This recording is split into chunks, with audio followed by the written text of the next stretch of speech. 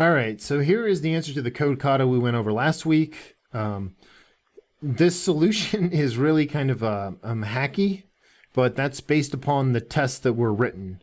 I'd have to actually check it on the code kata to make sure that it's 100% correct, but I will show you the parts that are most likely, if anything goes wrong, going to be the source of the error. So the first thing to do is look at our test. The first test says that we'll return 1 if it's not a number, and we have a constant not a number up here, and we have another constant called all good down there. And we expect that if we give it an A, it's going to return not a number or 1.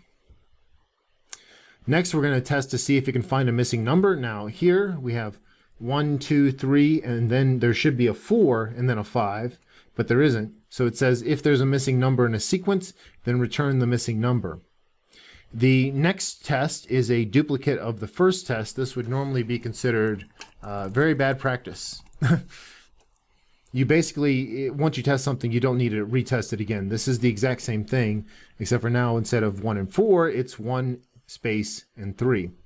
But for the purposes of a code kata, it might just be to make sure you don't just return 4.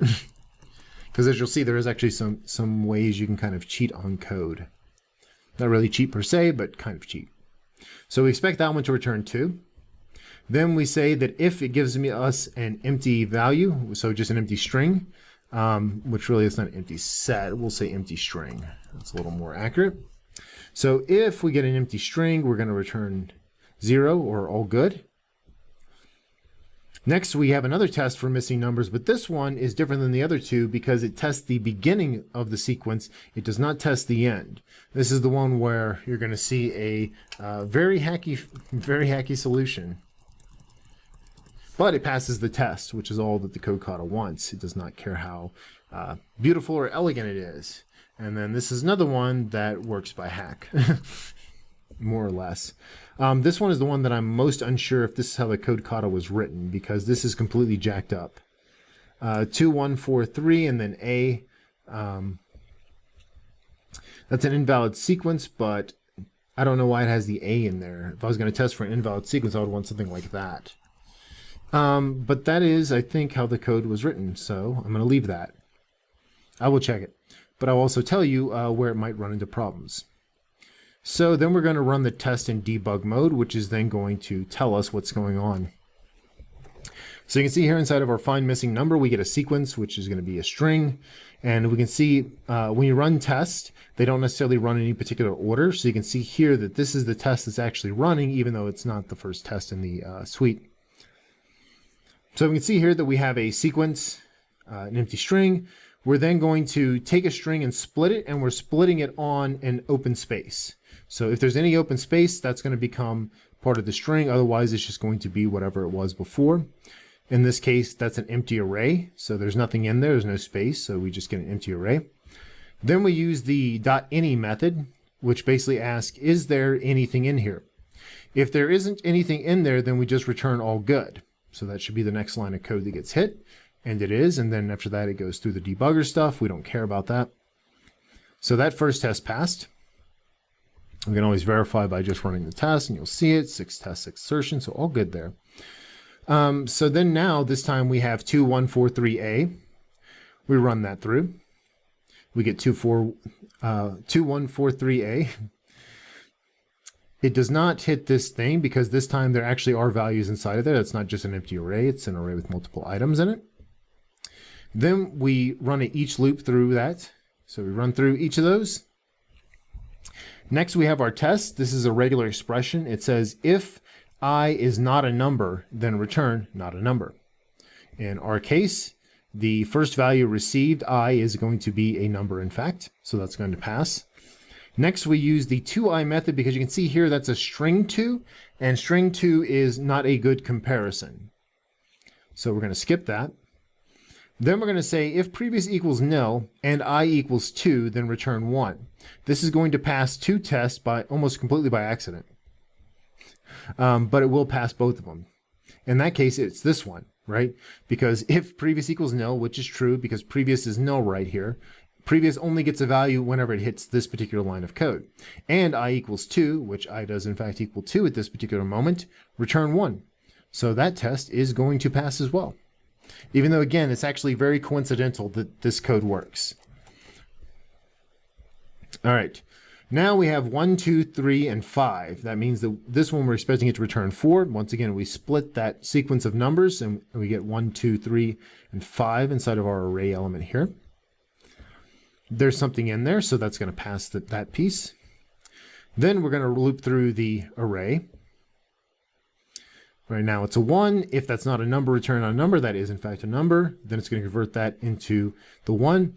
Then this line of code is not valid because I does not equal 2, it equals 1, so we have a good sequence. Then we're going to run this method, which is update previous value if 1 ahead. That says if the previous value is equal to nil, then set it equal to I, which is exactly what should happen. So then that gets returned. So now the value of I is 1, the value of previous is 1 as well. And it says if I does not equal previous, then return previous plus 1. So now we're on 2. This should pass exactly the same, so it's going to be the exact same process. Previous now, yeah. So previous is here, we hit the else block in here. So this time it wasn't nil, it actually had a value. So then we create a variable called check value, which says take previous, convert it to an integer, and then add 1 to it. And if that checked value is equal to the value of I, then previous equals I to I. So go ahead and convert the value if that's true. It is true. So that's going to give us 2. I is equal to 2. Previous is equal to 2. So that's going to pass. 3 is going to be the exact same setup as before. Line by line, exact same stuff happens. Now we got 5. So this is where things are going to change.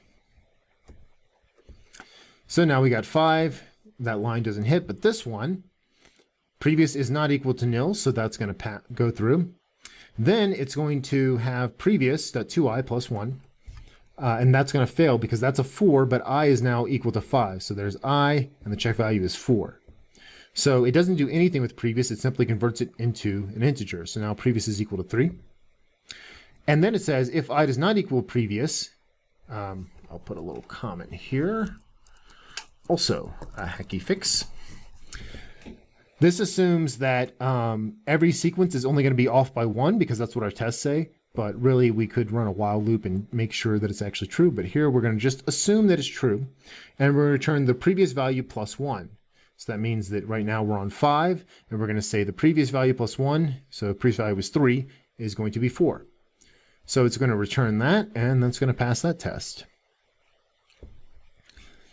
2, 3, 4, 5. This is another one that's going to pass almost using this terrible approach, but still works. Again, we split it. There's a length in the array, so that's all good. Run through the loop. If it's not a number, that's a number. Convert it to an integer. Now we say if previous equals nil, previous does equal nil, and I equals 2, then return 1. So this one also passes, even though maybe not by the exact logic you would like it to pass. But again, that's sort of the thing about test is, and that's why you have to write multiple tests to test all the different conditions, because you can have tests like this, which we call degenerate tests, that are passing but may not actually be doing exactly what you want. All right, so now we go through this one. And this one's going to be the same thing probably as the last one. So 1, So right now I is equal to 3 and previous equal to 1. We're going to see it's not going to pass the checked value. It's going to go to previous, and then it's going to say, okay, if I doesn't equal previous, return previous plus 1. In this case, previous was 1, so that's going to return 2, and that's going to pass that particular test. And now we got the A test. This one's going to fail for obvious reasons. Right here where it says if I is not a number, then return not a number. That one passes quite easily. And then we're done. So that is that isn't the solution. That is one particular solution. You will notice that some of this stuff only works by magic, and particularly the 2 places right here. These are both sort of magic fixes. I wouldn't recommend them in actual real production code because they're very terrible. So for example, this case, it's saying if I doesn't equal previous, then return previous plus 1. Well, what if there's a 2-number gap or a 3-number gap? But that's not covered in our test. So we have no idea how to actually deal with that scenario if it occurs. And then likewise with this one, this works on one of them only by sheer coincidence, which I think it's this one. It only works by sheer coincidence. but it's a lucky coincidence, so take it. So anyway, hopefully that sort of showed you the basic steps to work through this problem. I will post the gist up in the YouTube video, and I will see you in a few hours.